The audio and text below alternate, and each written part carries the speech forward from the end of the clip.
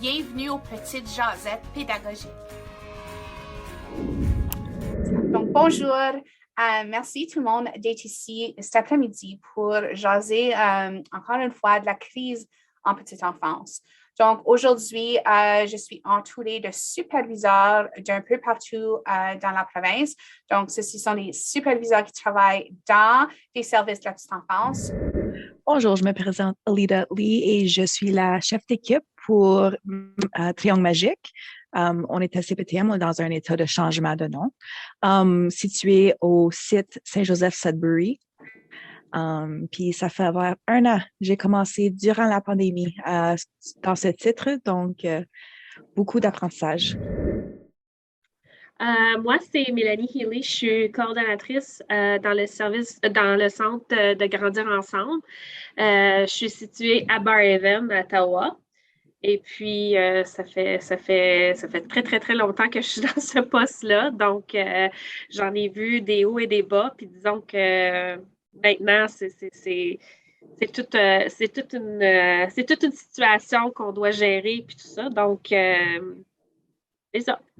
Bonjour tout le monde, moi mon nom c'est Mélissa Bouloris, je suis la coordonnatrice à l'Étoile de l'Est avec le MIFO. Ça fait maintenant 3 ans que je suis ici. Puis évidemment, je suis d'accord avec Mélanie, là, c'est un temps très, très, très difficile dans notre domaine. Puis j'ai bien hâte d'en jaser avec vous, puis vraiment mettre les cartes à table, puis avoir des belles discussions. On est situé à Orléans, Ontario. Je suis l'adjointe à Mélissa. Donc, mon nom, c'est Caroline, puis également, même chose qu'elle, on est situé à Orléans. Puis, merci de m'avoir offert cette opportunité-là. Je suis vraiment contente d'être ici. Comme tu as dit, c'est important. Donc, on veut vraiment en parler. Bonjour, mon nom est Bernadette Régnard. Je suis la consultante avec le programme de garderie à domicile avec les ressources familiales du Woolly Heritage ici à Sudbury. Donc, merci énormément à tout le monde d'être là aujourd'hui. Il y a un thème à notre jasette aujourd'hui, puis c'est pris entre deux feux. Je sais quand je l'ai mentionné au début, tout le monde était comme « Oui, c'est comme ça je me sens ». Donc, partons avec ça. Parlez-moi de votre réalité, puis comment vous vivez être pris entre deux feux. C'est ça, on est constamment en train de trouver des remplaçants, puis nous, on pige souvent dans notre parascolaire parce que justement, nos ressources sont épuisées. Puis, tu sais, on a plein de choses qu'on veut entamer en tant que superviseur, des analyses et tout ça, mais notre temps est toujours grugé par c'est quoi le besoin actuel. Je dois trouver un remplaçant, sinon c'est moi qui va sur le plancher, puis là, ça affecte les tâches des autres. Donc, c'est ça, notre priorité, c'est constamment trouver des remplaçants, être en mode panique toujours. Je me réveille le matin, puis je regarde mon sel, puis je suis comme, OK, qui va pas rentrer aujourd'hui, où c'est que je me pitch le matin à 8 heures quand que j'arrive. Donc, c'est constamment un stress, puis veut pas, ça l'affecte, ta propre santé mentale en tant que superviseur, Si nous, on va pas bien, le centre le ressent. Donc, c'est ça, c'est constamment essayer de trouver des remplaçants, puis aussi les familles le ressentent aussi le fait qu'ils peuvent même pas rentrer dans le programme puis voir l'environnement de leur propre enfant. Ça crée un genre de comme insécurité en eux, puis c'est ça, ça affecte vraiment notre domaine, notre quotidien. Puis les enfants le ressentent, comme tu avais mentionné, les masques. Il y a plein d'enfants qui n'ont jamais vu les éducatrices sans leur masque. C'est fou, là. Ils annoncent que peut-être bientôt on va les enlever. Ben, ça va être tellement libérateur pour nous parce que il y a même certains de nos employés au parascolaire, on n'a jamais vu vraiment leur visage sans masque, Donc, c'est ça. On a hâte que la réalité reprenne parce que le stress, la pénurie aussi dans le domaine, qu'il n'y a pas assez de remplaçants, ça vient me chercher profondément, là. C'est vraiment un problème que le gouvernement devrait valoriser la profession. Je sais que la cité collégiale, on a souvent des stagiaires ici et là, mais on n'est pas capable de garder des remplaçants, puis il y a un problème. Oui. Ben, puis il faut le dire que la pénurie était là avant la crise. Comme il faut le dire, là, c'est pas un problème de hier, ça, là. Il y a toujours eu une pénurie. Mais là, ajoute la couche de gens malades, de gens qui se retirent du domaine à cause de santé mentale et à cause de surchargé. Ajoute la couche qu'on est francophone, ça fait qu'on est minoritaire, il y en a et pas des francophones qui sont qualifiés. Mais ces problèmes-là, c'est pas nouveau, c'est pas de hier, puis c'est pas juste pour les francophones. Les programmes anglophones souffrent les mêmes choses, sauf que pour les francophones, il y a une couche de plus.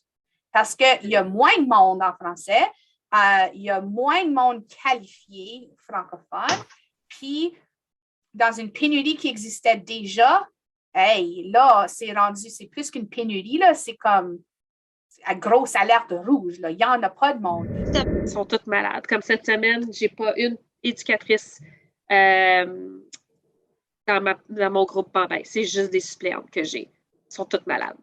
Puis demain, c'est la même chose. Donc, moi, je suis dans le bureau, je fais de l'administration, je cours au parascolaire, je cours dans la salle parce que, justement, il me manque du monde. Comme mes pas, là, j'ai 15 000 pas par le temps que je finis de travailler, là. Je suis prête à aller me coucher. Une chose que je trouve qui est un gros défi, moi, je suis grosse, on est tout gros sur créer des liens avec nos familles, créer des liens entre éducatrices, entre la superviseure, entre les familles. Puis je trouve avec tu sais, quand j'appelle un parent, même si c'est juste une petite question de, tu sais, j'ai juste une petite question de, es-tu malade? Oh non. Est-ce que je dois aller venir chercher? Non, je t'appelle pas tout le temps pour ça. Pour moi, ça m'a vraiment affecté. Juste créer ces liens avec les parents, avoir des bonnes conversations. C'est plutôt, on a plus de conversations difficiles que des bonnes conversations avec nos parents. Donc, en ajoutant tout qu'on devrait ajouter en ce moment, j'ai remarqué que leur bien-être, leur santé mentale, ils ont vraiment été, j'ai vu que non, quand j'en ai qui m'appellent puis qui pleurent ou ça là, c'est très dur sur nous. Puis moi, je sais parce que j'étais pourvoyeuse, donc je sais comment ils se sentent. Donc, c'est difficile pour tout le monde, même ici au centre, les éducatrices, je le vois. C'est difficile sur les parents, c'est difficile sur les enfants, c'est difficile sur tout le monde, sur les directrices. C'est pas facile. Puis même moi, quand le COVID il a commencé, je pouvais pas aller dans leur foyer. Ils ont mis les pauses sur mes visites, puis il fallait que je fasse mes visites sur Zoom. Puis c'est très difficile parce que comment pour le faire sur Zoom, je peux pas voir les interactions avec les enfants. Eux autres, ils peuvent pas interagir avec les enfants pour la demi-heure. Puis vraiment, parce que je voulais pas rester une demi-heure parce que ça prend leur temps. Faut qu'ils aient les yeux sur les enfants, pas sur moi, hein. Donc, c'était vraiment difficile. Comment garantir un service de qualité quand tu ne peux même pas rentrer pour aller faire certain que c'est un service de qualité qui se passe? Ce qu'on voit à l'écran puis ce qu'on voit en personne, c'est pas la réalité. Puis, on ne peut pas garantir des services de qualité si on ne peut même pas rentrer pour aller assurer que... Wow! Oui. Justement, le bien-être à nous. C'est quoi le bien-être à nous? C'est quoi? Je me souviens plus. C'est quoi? Parce que je pense que... C'est correct pour moi, merci. Je pense qu'on a oublié qui on était, pourquoi on était dans le métier, parce qu'on est tellement occupés à faire la paperasse à cause de COVID, à faire des suivis à cause de la COVID, à supporter notre équipe à cause de la COVID. Je ne sais pas combien de fois que j'avais quelqu'un dans mon bureau qui était en grosse peine, qu'on a eu besoin de faire des rencontres cœur à cœur, à vraiment les écouter, à les supporter, à trouver des outils avec eux, à les soutenir là-dedans parce que c'est tellement difficile pour eux d'être motivés dans leur travail puis de continuer de jour en jour quand ils ont cette lourdeur-là sur les épaules. Tu sais, cette lourdeur-là, c'était une peur que tout le monde a eue, puis elle est encore présente, la peur. Puis je pense qu'à tous les jours, j'ai une conversation avec un membre du personnel par rapport à cette peur-là, puis de les rassurer, puis leur dire, tu sais, ça va venir à un moment donné.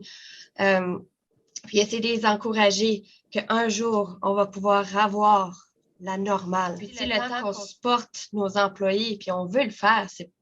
moi, je dis toujours à mes employés, leur bien-être est mon numéro 1.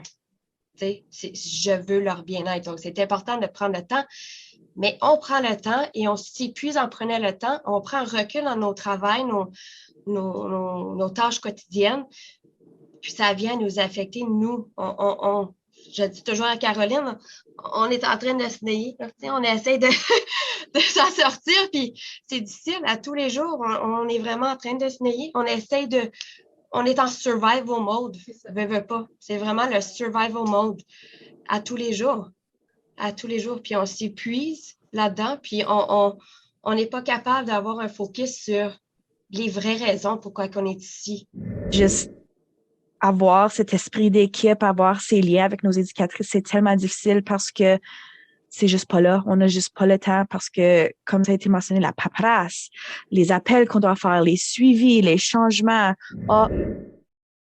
Je suis certaine que, on fait juste gratter la surface de votre réalité. Je le vois, il y en a eu bien des journées difficiles.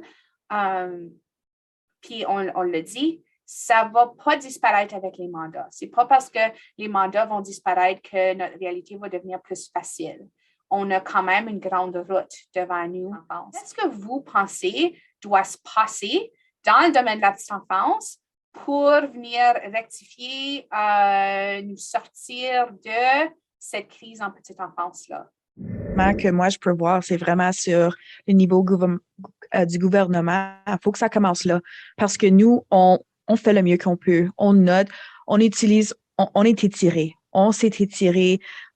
On s'étirait même avant la pandémie. Tu sais, quand ça venait à valoriser nos éducatrices, à encourager les personnes qui ont pas leur EPI d'aller le chercher parce que, wow, tu es tellement bonne avec... Moi, j'ai travaillé 6 ans dans le domaine sans avoir un diplôme. Puis j'ai dit, oh non, j'ai pas besoin. Oh non, j'ai pas besoin. Finalement, je l'ai fait parce que je me valorisais comme éducatrice.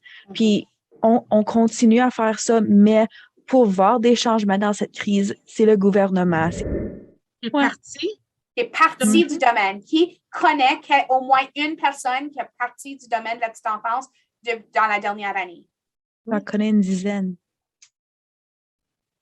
Wow! J'ai entendu poser la question, est-ce qu'on connaît des gens qui ont parti du domaine? Mais je voulais juste partager que moi-même, je me questionne dernièrement. Moi-même qui étais si passionnée du domaine. J'ai encore cette passion en dedans de moi. Je le sais. Mais en ce moment, il y a tellement de choses qui viennent suffoquer cette passion-là, puis éteindre cette passion-là qui fait que je veux le retrouver. Mais on dirait qu'on ne voit pas la fin. On ne voit pas avec la pénurie des remplaçants. Je ne vois pas le bout. C'est juste ça qu'on fait, c'est de trouver des remplaçants, puis d'être en train de coacher les nouveaux, puis d'être là pour les soutenir. Puis on oublie vraiment pourquoi qu'on est ici, puis on vient à éteindre, peu à peu, cette passion-là. Puis je trouve ça vraiment de valeur parce que j'adore les enfants, puis c'est vraiment mon métier. Par contre, je me questionne quand même de temps en temps. Comment ils ont tellement une importance de justement valoriser notre domaine. Pourquoi qu'on n'a pas les mêmes bénéfices que les enseignantes? Pourquoi qu'on n'a pas des fonds de pension? Pourquoi qu'on n'a pas plus que 2 semaines de congé par année? T'sais? C'est épuisant mentalement, notre job, puis comment est-ce qu'on peut se ressourcer avec juste 2 semaines par année? Donc, justement, notre profession passe dans les cracks, puis je trouve qu'on mérite tout ça. On est aussi importante, puis on est là pour le développement de l'enfant. Donc, c'est nécessaire. Je pense que ce serait bien que les gens voient le behind the scenes d'une éducatrice, d'une superviseure de site. Qu'est-ce qui se passe réellement? La paperasse, les suivis, toutes les choses qu'on a à faire, les éducatrices, leurs connaissances, comment qui regardent le développement de l'enfant, la documentation, toutes les petites choses, on dirait que justement, les parents, le public, peut-être le gouvernement aussi même n'est pas au courant de tous ces petits détails-là du travail qui vient avec le travail qu'on a à faire au quotidien. Donc, ce que j'entends, si je retire de tout ce que vous avez dit, c'est qu'on n'est pas des gardiens et des gardiennes. Ce n'est pas ça notre titre. Ce n'est pas ça qu'on fait. C'est beaucoup plus que ça. Il ne faut pas l'oublier.